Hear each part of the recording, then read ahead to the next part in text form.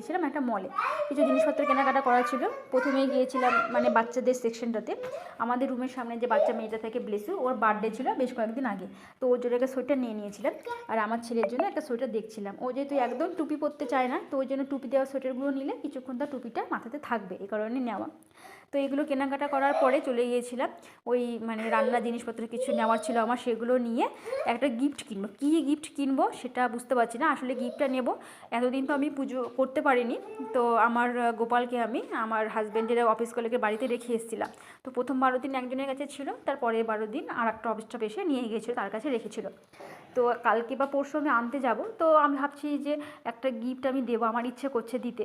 এই কদিন আমার লাড্ডু গোপালকে রেখেছে, এত যত্ন করেছে, তো সেই জন্য কী নেবো বুঝতে পারছি না। কখনো সানগ্লাস দেখছি, কখনো লিপস্টিক দেখছি, কখনো পারফিউম দেখছি, কখনো পার্স দেখছি। তো শেষে একটা পার্সই নিয়ে নিয়েছিলাম, আর ওই পার্সটা আমারও বেশ পছন্দ হলো, তো আমিও আমার জন্য একটা নিয়ে নিয়েছিলাম। তো এইসব কেনাকাটা করে চলে এসেছিলাম মেন সেকশানে। তো আমি হাজব্যান্ডকে বললাম, সামনে আমাদের অ্যানিভার্সারি আছে, তুমি কিছু একটা নাও, আমি তোমাকে গিফট করতে চাই। তো ও তো কিছু নেবে না, অ্যাজ ইউজুয়াল ওর বলে ও সব আছে, ওর কিছু লাগবে না। ও পুজোতেও কিছু নিতে চায় না, কোনো দিনই ও কিছুই কিনতে চায় না, আমি জোর করে কিনে দিলে তবেও নেয়। তো আমি আর পছন্দ করলাম না, বললাম তুমি পছন্দ করে না, কারণ আমি তো অন্য সময় পছন্দ করে দিই, আমার পছন্দই পড়ো, আজকে এবার তোমার পছন্দে পড়ো। তো আমি ছেলেকে নিয়ে এদিক ওদিক ঘুরছিলাম, আর ছেলের পিছনে দৌড়তে দৌড়তে রীতিমতো আমার কোমর ব্যথা হয়ে গেছে। ও একটু হাত ধরবে না, নিজের মতন করে ঘুরবে, আর ওর পিছন পিছন আমাকে দৌড়াতে হবে।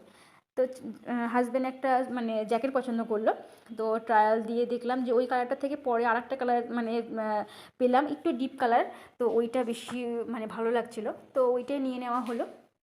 তারপরে বিলিং টিলিং করে আবার বেরিয়ে যাচ্ছি, তো মানে বেরোনোর মুখে জুতোর সেকশনটাতে এসে একটা জুতোর পছন্দ হয়ে গেল। তা আবার জুতোটা নিয়ে আবার কাউন্টারে দাঁড়িয়ে আবার বিল করে আমরা বেরোলাম।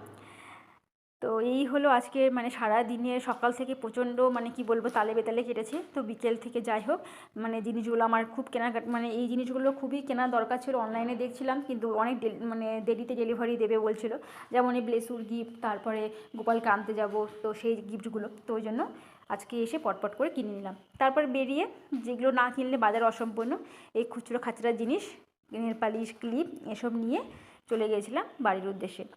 আর দুজনেরই প্রচণ্ড খিদে পেয়েছিল। আর এখন যেহেতু অপশন বেশি নেই, ভেজ মোমোটাই চোখের সামনে পড়লো, তো ভেজ মোমো খেয়ে নিয়েছিলাম। তারপরে যেহেতু অনেকটা রাত হয়ে গেছিলো, এখন ঘরে গিয়ে কিছু বানাতে গেলে অনেকটা দেরি হবে, তো হাজব্যান্ডকে বললাম সামনে একটা ধাবা আছে, ওখান থেকে কিছু রুটি নিয়ে নাও, আমি ঘরে গিয়ে কিছুটা বানিয়ে নেব।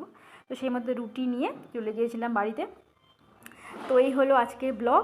তো দেখা হচ্ছে আবার পরের ব্লগে আরও নতুন কিছু জিনিসপত্র নিয়ে। তো সঙ্গে থেকো, সাথে থেকো, টাটা।